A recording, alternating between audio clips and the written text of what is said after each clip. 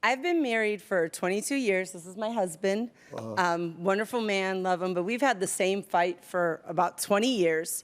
He has a problem where he thinks that my family is too involved in our personal business. Well, hold on. Why I'm saying that is because I come from a large Hispanic family, and yes, I brought 10 of them from Cleveland with me. Whoa. All them people that holler, them your family? Yeah, they're all from Cleveland. See, my family's always been there for me, and my husband comes like from a very tight-knit family. In a Boricua family, it's a little different. So I understand that. I give him the authority in the house. I respect him as the head of the house, but I like their input. So sometimes I tell them things, and yes, they do some things with us. And so he gets sometimes where he doesn't get mad, but he's like, I need some personal space. And I'm telling him, okay, go to the bedroom. They're coming over. And so I don't understand. Do you think he's really being a little bit overly sensitive when it comes to my family? No, I think your husband is 100% correct. I don't agree. I don't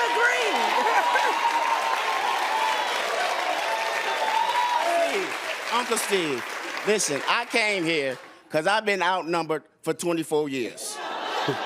First of all, let me correct her. We've been together 24 years. We've never, ever had a fight. Now, we've had intense fellowship. Yeah. But never a fight. Yeah. Listen, we don't do nothing without Puerto Ricans. On our honeymoon, Uncle Steve, our honeymoon, she bought her grandmama. Wait. There's a reason. Wait. Hold on. There's more to this. My abuela came, but let me tell you why. First of all, we were married. We didn't have any money. We didn't have nowhere to go, and we were just starting off. We didn't have any money. We didn't need her grandmama, though. You don't need money to do what you needed to do. Listen. That's free. Listen! Steve, what happened to happy wife, happy life? He keeps me happy, which he does. He's very good to me. Great man, mentors. Talk about me, girl. 2 master's degrees. He's great. He's awesome. It's just this one area that, like my family, they're there for us, and he knows that too, right? They are there for us. But some stuff gotta be for us. That's what I'm telling her. See, hold on. Now, what's your name, Michelle? Yes. Now, you seem like you got a real nice family. Just let me tell your family something. All your decisions that you running by them, it's none of their business.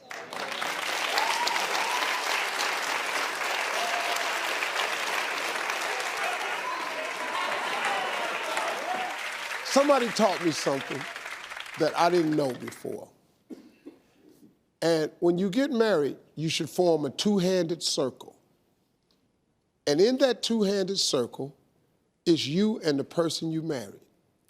They told me, Steve, don't ever let nobody in that circle. Once you let other people in the circle, you now have other opinions. And it's tough enough getting 2 opinions on the same page. Once you open it up and you let 6, 7 of them in there, you'll never get on the same page. So you should form a 2-handed circle. Now, let me ask you a couple of questions. Yes, sir. Is he a good man? Yes, he is. Is he fun to be around? Yes. Does he treat you like a queen? Absolutely. Are you happy? Yes. Y'all have children? Yes, we do. Is he a good father? Great father. Does he love them with all his heart? Yes, he does. Bro, what's your name? Jay. Jay, let me ask you a question. Would you die for her? Absolutely. Would you die for your children? Yes. Do you know how many women are looking for that? Absolutely. He's awesome. He's awesome. And you have it. I will try to change. We do date nights, but we've never taken a vacation alone because, Never been nowhere alone. Wait a minute. We've been in the room alone, but I mean, they're on the ship. I'm not even convinced of that either. Wait a minute. So I'll try that. That's my growth. Hey, let me tell you something. This dude been waiting on this moment. Steve Somebody hit helped me. So, like, every time y'all go on vacation, it's never by yourself? It's a Puerto Rican somewhere. It is. Somewhere, Uncle Steve, there's a Puerto Rican.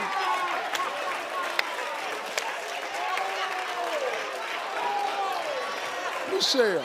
I'm gonna try. That's my growth plan. No, trying. What is trying? You can't try. You got to do something.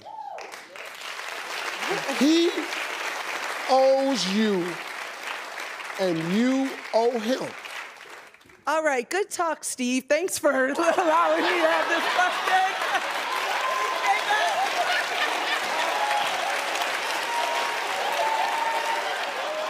Thank y'all for coming, everybody. We'll be right back. This is my husband of 21 years, my homie, my best friend. All right. Yes.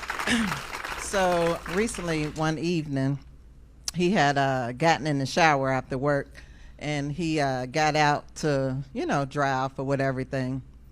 We married, we great, have relations. But anyhow, so he got out, dry off everything. He bending over, drying off really good. And I noticed that he had a few napkins left in his tail. You know how the little white beads, the little girls get the white beads on the end? It was beaded on the end, Steve. And I got a little stressed. I had seen a few before and I let it go, But I feel like we teammates, we should look out for each other. And it's getting overgrown down there is what I'm getting to. Like, he got a little too much hair on his bottom, and it's holding more napkins than usual. So as women, we do our part, right? We make sure not only our outer appearance together, but we make sure, we keep ourselves together, waxing, getting our hair done, pedicures.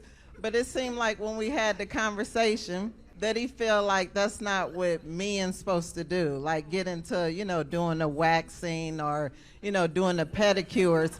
And I don't want him to turn 65 and it just go dreadlock or, the toenails, them old school players, they had a toenail where the hood lift up from the fungus. And I think that come from not getting pedicures. I think it should be okay for a man to groom himself. And so, but he don't feel like that's what men do. They don't get waxing. So I'm thinking trim. I don't know, but I need your help to see how to fix it. Somebody punking me, disappointed. It's real, Steve. And you're a fly guy, so I know you keeping the hood under there together. I don't think you coming to Marjorie. I'm so confused. Are we talking about what I think we talking about? His ass hair is overgrown. What is you talking about? What are you talking about? He right there. He's my homie. What is you talking about here? Air coming out of his ass. It's growing. Don't nobody care. I do. We don't want to hear this. I do. Who in here like me don't give a damn? Yes, we do. Why are you talking about the butt hair that's growing out of your man's ass? Out of there. We don't want to hear that. We want to see our men kept together. Ain't nobody finna to wax their ass. What's wrong with you? Can we trim it? Ain't nobody trimming it. What are you talking about? Steve. There's people in here. He right there. That's my homie. He your homie. He ain't our homie. And every time I look at him, I gotta wonder how much hair hanging out of his ass. We can't even build a friendship now. When he first got here, he looked like somebody I'll sit down and watch a football game with. Now, I can't watch a football game with him because I'm going to be worrying about how much hair is hanging out of his ass. And you shut up. You done said enough. Brought your nutty ass in here talking about your man's crack. This is gonna go viral. Stood stood up looking all cute and just fooled us. He bent over and I saw a napkin. I didn't know what she was talking about at first. She talking about some cotton in her man ass. I don't give a damn if he got bunny rabbits coming out of his ass. I wouldn't give a damn if Peter Cottontail popped out of his ass. Why are we talking about this man's backside? I can't believe this. I'm going home. Thank y'all for coming. Have a nice day. I love y'all. And sit your ass down. Sit your ass down on top of all that hair. During the pandemic, we became pregnant. Oh, you said we became pregnant? Yes, Oh, yes, during the pandemic. Must have been hard for him. Yeah. Okay, I understand what you're saying. Go ahead. So we had a baby on New Year's Eve, and I was on maternity leave for 5 months. So I went back to work in May, however, still teleworking. So he has always worked. He's an entrepreneur, so he's always been working. So he thinks that I don't work because I work from home. So the cooking, the cleaning, the kids, and so can you tell him, Steve, that working from home is working, and Steve, that because he's an entrepreneur and I stay home and work with the kids, it allows him to be a successful businessman because he can get out there and do what he needs to do because mama's at home.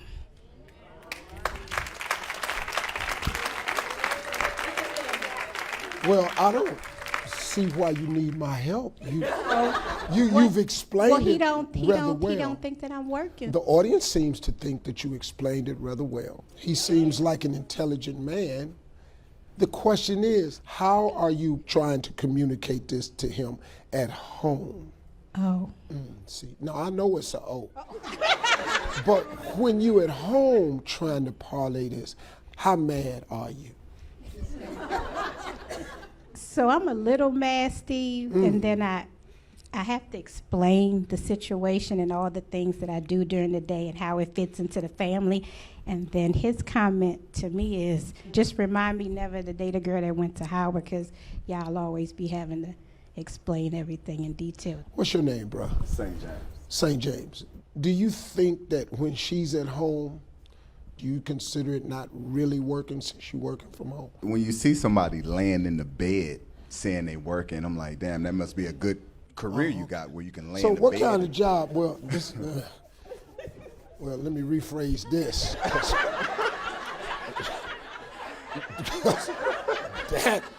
that wasn't going to sound good. Good thing I edited myself. Does he come home and find you in bed a lot? No, sir. So what makes you think that she's not working? She's laying in bed, and what else? Anything else?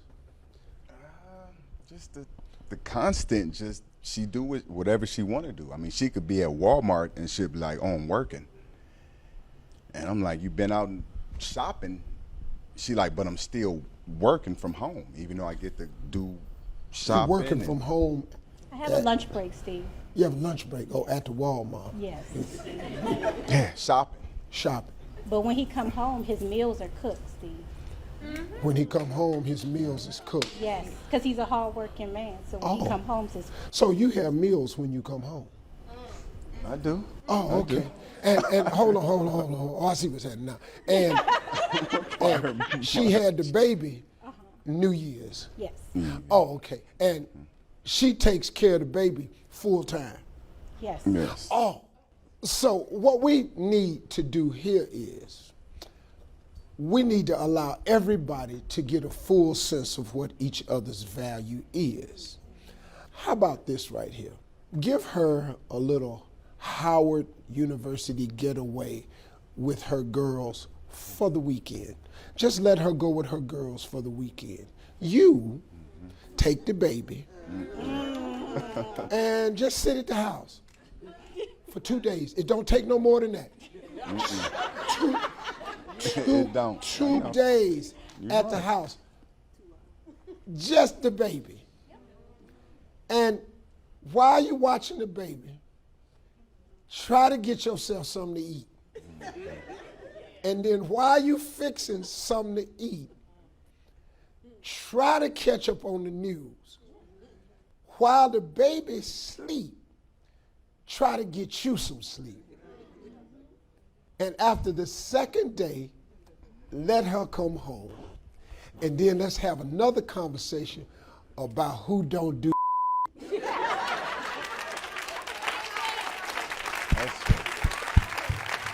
And church say amen.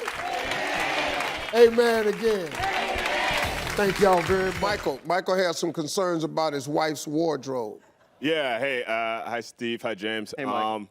I'm a newlywed. I've been married about a year. Okay. And I love my wife. She's beautiful. She's got an amazing body. And she loves to dress provocatively. It doesn't matter what the weather is, it doesn't matter where she's going. She's wearing mini skirts and high heels. And I just feel like as her husband, it's a little disrespectful to me. I just wonder how I should go about this. What did she dress like when you were dating? Same thing.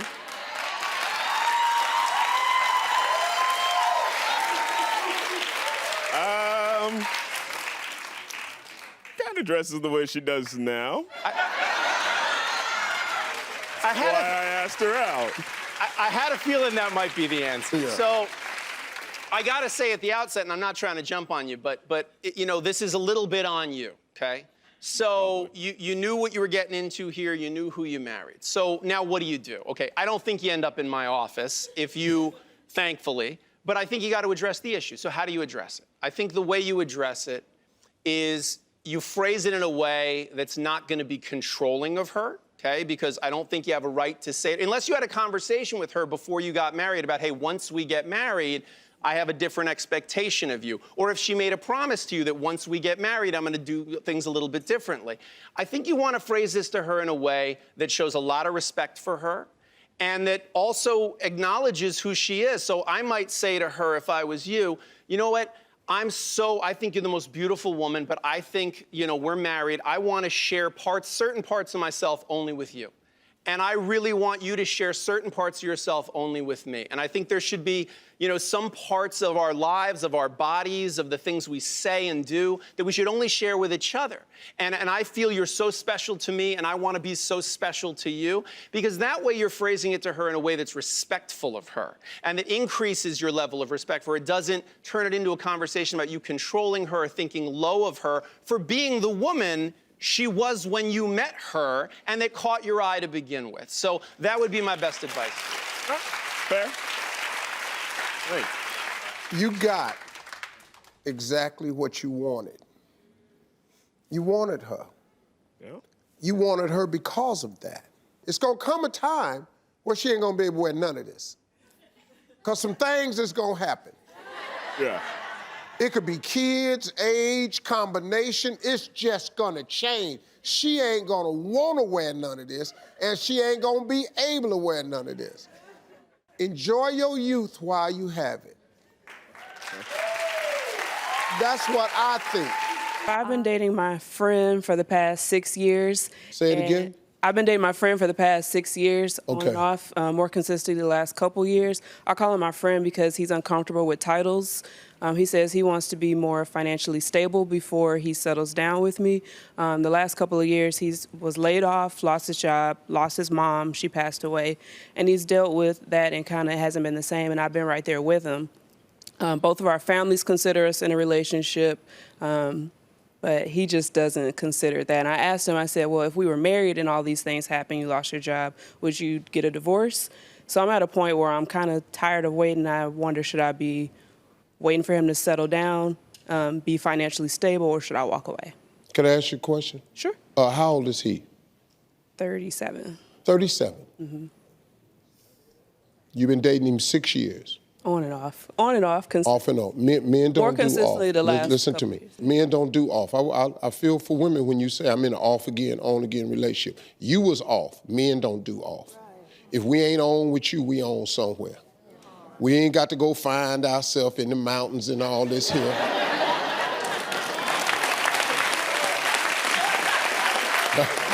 We just don't. So let me help you, though, because you really seem like a sweet person. I don't really think it's a financial question. I think he has a commitment problem. Like, he doesn't like titles. Titles make him uncomfortable. The titles that you need, though, are fiance, wife, mother of my children, soulmate.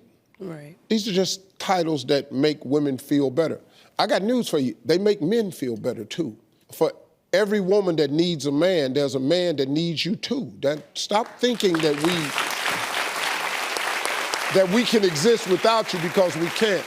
So I think this guy has a commitment issue. For you, is it worth hanging on to? I just hate to start all over, build another 6 years, but I'm at a point where I am unhappy. No, I understand. And that's an important statement that a lot of women make. You don't want to start over. You've invested 6 years and you want it to count for something. But he has to want it to count for something too. So the question becomes, here's the question what it becomes. It's just simple. Do you want 6 more years of this? No. So the only way to stop the 6 years of what's been happening to continue to happen is you have to just make an ultimatum. And what a lot of people are afraid to do is make the ultimatum because they don't want the fear that the guy could walk away. He ain't where you want him to be no how. You want him to be there, but he ain't there.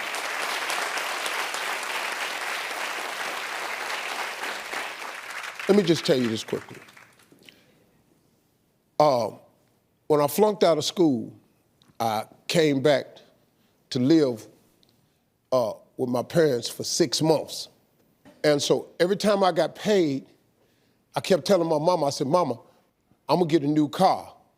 She said, I know, baby, but your old car is outside in the driveway up on blocks. My old car was sitting up on cylinder blocks in the yard.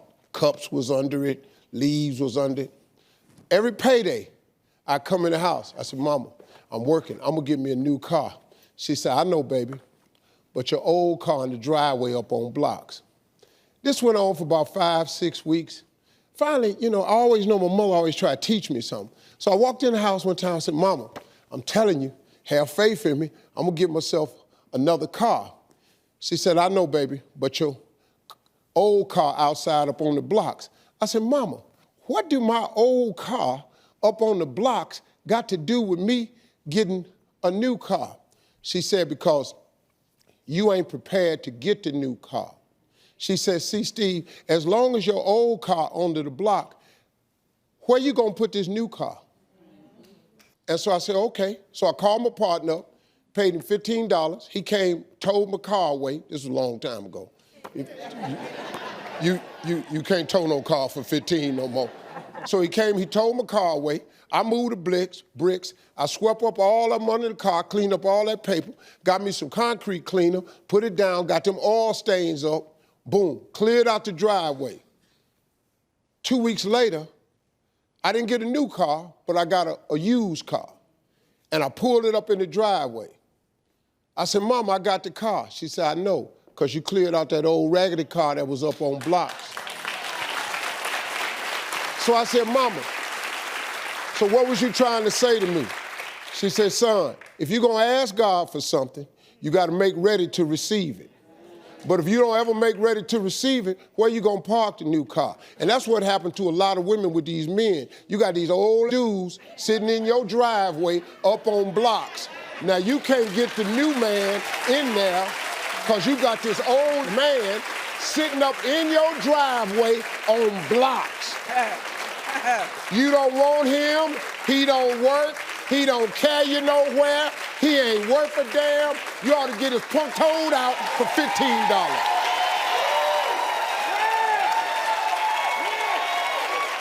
All right, thank you. We'll be right back.